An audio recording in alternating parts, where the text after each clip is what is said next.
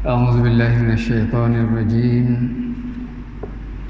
بسم الله الرحمن الرحيم. السلام عليكم ورحمة الله وبركاته. الحمد لله الذي خاص نفسه بالدوام ومن علينا بنعمة الإيمان والإسلام وخلق من نوره نور حبيبه محمد المصطفى مختار صلى الله عليه وآله وسلم قبل أن يخلق الآدم. نحمده ونستعينه ونستغفره ونعوذ بالله من شرور أنفسنا ومن سيئات أعمالنا. من يهده الله فلا مضل له ومن يضلل فلا هادي له. ونشهد أن لا إله إلا الله ونشهد أن محمدا عبده ورسوله. اللهم صل وسلم على سيدنا محمد وخاتم النبيين من ابن عبد الله. وقال رب اشرح لي صدري ويسر لي أمري واحلل عقدة من lisani yafqahu qawli, amma ba'du. Jadi dikasihi lagi dihormati pengurusi Masjid Tariq Baziak yang bahagia Cik Zulkifli bersama tim lainnya. Jadi dikasihi Imam Tugah Ustaz Fadil dan imam-imam dan bila-bila bertugas bersama ahli-ahli jawatan kuasa masjid dengan pegawai-pegawainya, ia dibarisi ahli-ahli jemaah, para haji, ayah-ayah, sahabat-sahabat yang dimuliakan oleh Allah Subhanahu wa taala. Alhamdulillah bertemu pula kita pada kuliah mingguan, iaitu minggu pertama dan minggu yang keempat. Nampaknya minggu pertama sahajalah kita bertemu. Mungkin barangkali bulan puasa tak sempat dah. Mungkin lepas raya ni berjumpa pula. Artinya inilah yang terakhir sebelum raya. Walau bagaimanapun, Ustaz suka nak ambil kesempatan sebelum puasa bermula, kita akan serba sedikit memperbaharui, cuba refresh mula buat puasa. Dan sebelum tu, marilah terlebih dahulu kita buat sedikit renungan sekapu sirih supaya jiwa kita jinak dengan ibadat dan ada kebesaran Allah Ta'ala telah terjah di hati kita dengan sedikit tazkiratul muhasabah. Tuan-tuan yang dikasihi oleh Allah SWT, untuk pusingan tazkirah renungan sekapu sirih, Ustaz nak erik diri Ustaz sendiri bersama ahli-ahli jemaah supaya kita berhati-hati dalam kita melakukan ibadat kepada Allah Azza wa Jalla. Kerana ibadat yang kita lakukan itu, kita risau dan bimbang takut ia bercampur pahala dengan dosa. Maka ibadat tersebut dicela oleh Allah SWT. Ibarat orang mari kedai kita, dia minta TO. Dalam TO kita buat hak molek sekali, tiba-tiba ada seekor semut. Seekor je semut, tak molek. Orang pandai TO tak molek. Nasi bukan main molek kita buat, bukan main lazat, bukan main sedap. Atas pinggan pun pinggan yang hebat-hebat, bersinar-sinar. Tapi ada seekor ulat bercampur dengan sedikit je ulat dengan nasi satu pinggan, ulat seekor rosak nasi tu. Jadi tukang masak tu dicela lah, satu restoran dicela. Buat laporan, maka disekat, tidak operasi restoran itu. Begitulah keadaan contohnya, takut amalan kita comel dah kita buat. Tapi bila campur dengan pahala, malaikat cela, malaikat tak catik pun, dan dapat celaan Allah Ta'ala. Bila mana selepas kita mati, tengok tak ada apa benda, haba'an mansura.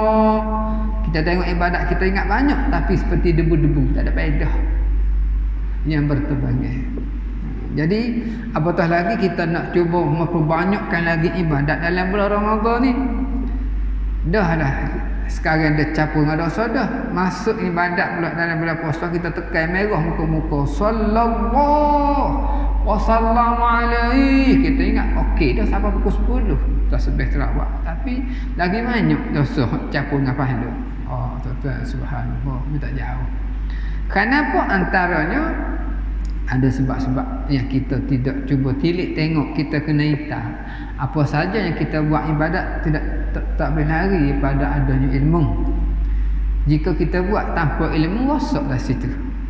Jadi kalau kebetulan dia tu tidak rosak, maka pahala tak cantik sebab kita buat dengan panggil dengan taklid, dengan ngikut-ngikut.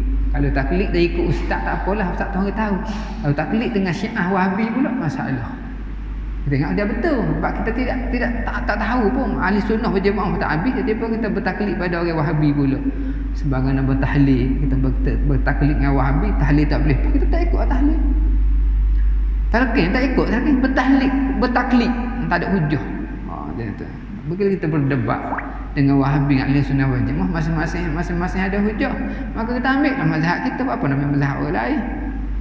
Contohnya begitu, kita ada hujah sendiri dan kita boleh mematahkan hujah dia dengan mudah. Kita pakai lagi Wahabi, sebagaimana ada lagi orang tak nak suka bertahlil dan bertalqin pada orang sembahyang. Baik, satu contohnya kita nak perelokkan amalan kita sebelum kita masuk ke gerbang Ramadan. Antara tuan-tuan yang dikasihi oleh Allah SWT, kita kena sedar bahawa kita duduk atas muka bumi, kita tidak ada siapa-siapa. Kalau kita berasalah kita ni ada harta, harta tu akan tinggal sebagaimana korun. Korun lagi banyak harta tuan-tuan. Melepas luar harta dia. Anak kucing saja pun 1000 ekor otak. Dok, bergedor-gedor anak kucing tuan-tuan. Anak kucing saja 100 ekor otak bawa. Tapi dia tinggal, mudah-mudah tinggal. Pas kita banyak mana harta? Adalah 100,000 lebih koin lah. Bitcoin dah ke atas 100,000, tengok Bitcoin tengah naik, tengah mahal lah. Kalau jual besar. Tapi kalau mati dia tinggal juga tuan-tuan. Kita ada pun tak akan habis juga. Kita gunakan banyak harta tuan-tuan, ya Allah, tak habis memakai. Akhirnya kita tinggal juga sebagaimana korun. Kalau kita rasa kita ada anak bini tuan-tuan, anak bini tu fitnah. Silap gaya kalau kita ada anak bini tak masuk syurga tuan-tuan balik. Bila masuk syurga nak balik, malaikat tuan-tuan degong keluar. Pasal apa? Tak layak. Karenanya ada orang memanggil di luar, anak bini kita memanggil. Artinya kita tak ada. Siapa yang kita ada? Atas muka bumi kita ada Tuhan, kita ada Allah. Maka kita rebahlah diri dengan dia, mengalah. Kita mengalah dengan Tuhan Allah. Banyak mengalah dengan Allah Ta'ala. Apa saja dia suruh kita, orang panggil taat. Sami'na wa ata'na tu panggil mengalah. Kenapa kita ada dia? Hidup dan mati. Dunia siapa ke bila-bila, abadan abadan dalam akhirat. Kita ada Allah, tak akan lepas. Sebut kita mulut tak akan berhenti. Allah, Allah. Walaupun sebut kita ni, mulut kita ni tuan-tuan. Kalau kita kata ada harta, ada masa kita berhenti sebut harta. Ada bini, anak bini, ada masa kita berhenti sebut anak bini. Ada apa saja mulut kita akan berhenti. Tapi bila kita kata ada Allah, mulut tak pernah berhenti sebut Allah. Allah, Allah memanggil. Maka kita kan ambil lah Allah dalam kehidupan semasa kita hidup dalam muka bumi. Tuan-tuan jangan lupa kita ni ada Allah. Ambil dia dalam hidup kita. Baik, bila mana kita dah rasa ada Allah Ta'ala, maka kita percantikkanlah amalan yang telah disuruh oleh Allah. Cantiknya ada 2-3 perkara kita nak share. Yang pertama, bila mana Tuhan, kehendak Tuhan ada 2 yang kita belajar, yakni syar'iyah dan kauniyah. Adapun iradah Allah Ta'ala kauniyah ni, dia bagi apa sahaja hak dia nak kepada hamba-hamba dia, hak benda dia tak sayang. Dia bagi rezeki pada ulat, dia bagi rezeki pada lalat, dia rezeki pada cacing, rezeki pada ikan di laut. Maknanya benda tidak sayang pun. Bila berlaku kiamat acau, tak ada kebenar. Itu panggil kauniyah. Adapun yang tak ada satu lagi, yang ada kehendak Tuhan syar'iyah. Ia bagi kepada hak dia sayang. Barang tuan-tuan, kalau kita bagi kita sayang, siapa dia? Bagi ke anak kita sendiri, bagi benda kepada bini kita sayang. Hak molek tu, tiba-tiba anak ambil kita bagi, dia simpan molek, dia guna molek. Jadi bila Tuhan bagi kepada kita hak dia sayang kita, apa dia? Antara yang baginya syar'iyah, perkara-perkara yang syarak. Antaranya puasa, Semayang dia bagi pada orang dia sayang, hamba dia kasih. Bila kita ambil pula hak dia kasih, nak beri kita dengan apa? Dengan kasih juga. Dia bagi dengan kasih saja, kita ambil dengan kasih juga. Allah comel tuan-tuan. Kita dah muka bumi begitu juga. Orang memberi dengan kasih, kita ambil dengan kasih. Silaturahim akan kokoh. Ingat siapa mati, panggil siapa betul hutai budi panggil. Tuan-tuan. Jadi kita ambil dengan kasih sebagaimana orang panggil hubbul ibadah. Kasihlah kita kepada ibadat yang kita buat. Tak kira dia wajib atau hak sunat. Kenapa bila kita kasih kepada ibadat, kita buat nanti molek. Confirm molek. Kalau kita ambil orang bagi dengan kasih, kita jaga dengan molek, tentu dengan molek. Perangai kita begitu, Tuhan bagi sifat kasih tu, dia akan automatically dia jadi, kita jaga. Kasih pada kereta, jaga kereta. Kasih pada rumah, jaga rumah. Kasih pada besi buruk, jaga besi buruk. Nak lepas ada besi buruk ni, lepas buruk. Tapi kan ada kasih, sifat molek. Nak mari masjid susuk, lepas putus lah, ikat dengan kawan. Sifat, asing dengan orang lain. Takut hilang. Kenapa? Kerana ada kasih sana ni. Jadi bila kasih pada ibadat, kita akan jaga ibadat. Jaga ibadat daripada apa? Daripada rukun, daripada syarat, daripada rosak. Jaga. Kalau puasa, kita jaga syarat sah puasa, rukun puasa, jaga pada rosak. Mesti kita jaga kerana kita kasih dalam melakukan dia. Subhanallah tuan-tuan. Jaga kalau semayang, jaga pada rukun qauli, rukun fa'li, rukun qalbi. Kita akan jaga. Tak pandai baca Fatihah, kita akan belajar. Tak pandai perbuatan kita belajar macam mana semayang semasa atas kursi. Boleh ke atas kursi bila sakit sikit-sikit, kita akan belajar. Tak semayang sambil duduk macam mana ustaz kena kasih pada semayang, kita akan tanya orang. Tapi kalau semayang ala kadar, dia buat ala kadar je lah, sekadar dia tahu. Tak tanya dah orang. Tuan-tuan, puasa ala kadar dia, puasa ala dia tahu lah. Tak tanya dah ustaz. Ingat dia tahu dah. Kenapa? Dia tidak kasih. Tuan-tuan, dia kasih ni pertama tergeli dia akan jaga. Itu yang pertama. Yang kedua, biar ada perasaan rindu pada ibadat. Bagaimana kita nak masuk gerbang puasa, nak ada orang rindu dah bulan Ramadan ni. Ya marhaba Ramadan, ya marhaba ya Ramadan. Nilih mata dia rindu Ramadan. Tanda dia kasih, dia puasa dah rejak dengan Syaban. Allah Rabbi. Rejak dengan Syaban dia puasa dah. Hati dia bergeledak nak puasa Ramadan, tak sabar-sabar. Subhanallah. Dia puasa rejak, ingat Ramadan. Puasa Syaban, ingat Ramadan. Ini panggil rindu. Kita rindu ke kerja, buat persiapan awal. Rindu pada anak, buat persiapan awal. Rindu pada solat, buat persiapan awal. Sebelum 10 minit nak semayang, dia bangun dah. Dia rindu pada azan. Allahu Akbar, Allahu Akbar. Turun dah cakap dah. Sah tamam. Tu panggil tanda rindu pada ibadat. Tak masuk Ramadan, puasa dah. Allah Rabbi. Ini penawar dia untuk kita nak menolak pahala bercampur dengan dosa. Jadi kita ambil dua tu molek. Dia pahala jadi comel, tak campur dengan dosa. Yang pertama kasih pada ibadat, yang kedua rindu pada ibadat. Ustaz pun nak belajar juga nak amal tu, bukan perkara mudah. Kalau nak sunat pun rindu nak buat sunat. Biasa sunat qabliyah ba'diyah ni kita tak buat rumah. Buat surah, rindu surah, rindu ke masjid, hati terikat ke masjid, ahli syurga dah. Tak buat lagi, rindu ke masjid, pemuda yang rindu ke masjid.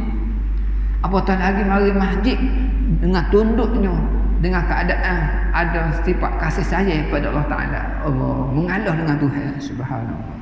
Pahala tu dah ditulis oleh malaikat dengan bersungguh-sungguh. Malaikat seronok tulis subhanallah, subhanallah, dah tulis pahala. Dia puji kita pula. Dia kagum dengan ibadat manusia.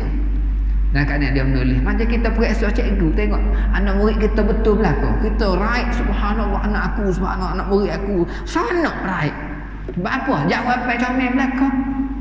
Dia pun jawapan jauh dah. Allah, anak murid aku nak right madah. Merah nak bolak. Pasal menyesal pun nak right. Duk mayan murid aku sudahlah. Jadi nak persembahkan kepada guru besar, nak buat laporan kepada jabatan, jadi malu. Malaikat pun gitu juga. Orang atik dia jaga kita ni. Baik, yang ketiga, selain pada kasih dan rindu, untuk tutupkan sesi orang panggil renungan sedikit sekapung sirih ni, yang akhir sekali biar ada ikhlas. Ada kasih, ada rindu, akan tertumbuh, tertunaslah ikhlas. Akan lahir dengan sendiri ikhlas. Tuan-tuan. Masuk ikhlas ni apa dia? Dia tidak merungut. Orang kasih apa kerja, dia kasih kau kerja, rindu kau kerja, dia akan buat lebih masuk, dia tak merungut. Badan dia penat, dia tak merungut. Dia minat, perkataan mudah minat masa kapung. Minat kerana apa? Kerana kasih, kerana suka. Dalam ibadat begitu juga, ada kasih dan rindu, minat semaya, nak puasa, minat sana, dia tak akan sekali-kali mengeluh dengan Allah Ta'ala dengan atas ibadat dia buat. Tapi sebaliknya, dia redha. Tak ada puasa, subhanallah, aku biar balik kena Ramadan, balik kena Ramadan. Dia nak Ramadan. Kenapa? Seronok dengan ibadat. Dia ikhlas. Ikhlas. Sebab itu dia minta balik kena Ramadan. Kalau tidak ikhlas, ya Allah, matilah aku sebelum aku puasa. Puasa penyusah, matilah ya Allah. Kan mudah. Puasa aku buat lapar dah, aku mati sebelum puasa mudah. Apa nak sabar bulan puasa pula? Tapi kerana nak suka pada ibadat, rindu pada ibadat, kasih pada ibadat, Allah dok memanggil puasa. Begitu semaya dok memanggil bila lah masuk zuhur, bila lah masuk asar, amat lagi kau subuh dok memanggil semua semaya. Allah Rabbi, tuan-tuan. Dan yang terakhir ikhlas ni, tuan-tuan, penawar nak dapat ikhlas, suruh comel lagi, tak lain tak bukan, yang pertamanya kita kena segera bertaubat. Takut-takut taubat kita tidak taubat, dosa kita disaluti, panggil kudih ataupun panggil kurat, membalutkan ikhlas kita jadi susah nak terbit pancar cahaya ikhlas. Jangan ada kurat, jangan ada selaput, nak kena cuci semua sekali. Yang pertama cuci dia, ubat nak cuci ikhlas supaya bersinar. Yang pertama segerakan bertaubat kepada Allah Ta'ala. Kita tahu dosa banyak atau tak banyak, wallahualam. Kita tempat kita kata tidak ada dosa. Hari ni ustaz sendiri daripada pagi tadi sampai ke hari ni tak ada kita titik mata, ya Allah, apa dosa aku ya Allah. Sebab kita ngaku aku tak ada dosa. Mana air mata tubik? Sedangkan kita tetap berdosa. Sebab itulah kita tahu tak tahu dosa kita, kerja kita taubat saja. Ubat nak penawar ikhlas ni. Tuan-tuan, nak taubat tak mesti jom mari surah. Sambil kita kerja, tak ada masa, sambil menulis, sambil taik, sambil komputer. Astaghfirullahalazim, ya Allah. Kenapa dalam taubat tadi selitlah ingat mati. Kena selit ingat mati taubat untuk melupuhkan nikmat dunia. Tuan-tuan, ingat mati. Sebab ramai dah mati. Subhanallah, orang mati, tuan. Subhanallah. Dan 2 hari lepas ibu pada Mahdi dah meninggal. Kata kubur dah penuh dah. Dulu kubur baru-baru buat tak ada orang. Subhanallah, 2 tahun 3 tahun kemudian penuh dah kubur tu. Semasa kita taubat, astagfirullahalazim, kilah lalu mati untuk melumpuhkan nikmat dunia. Dan akhirnya biarlah kita ada insaf dan kesedaran dan dengan kata mudah menyesal segala perbuatan yang lalu-lalu. InsyaAllah dengan menyesal tadi boleh kita menerima segala kesilapan kita. Akhirnya kita minta dengan Ta'ala supaya Tuhan soyok segala dosa kita. Bila Tuhan soyok dosa kita, insyaAllah segala ibadat kita akan bersinar-sinar, akan bercahaya-cahaya, akan menjadi manfaat kita selepas kematian. Subhanallah. Sekadar itu saja untuk renungan. Apa yang baik Allah Ta'ala, ya Allah, kita betul dengan kuliah, dengan hadir dengan Quran, insyaAllah dengan kata-kata ulama. Wabillahi taufiq wal hidayah. Assalamualaikum warahmatullahi wabarakatuh.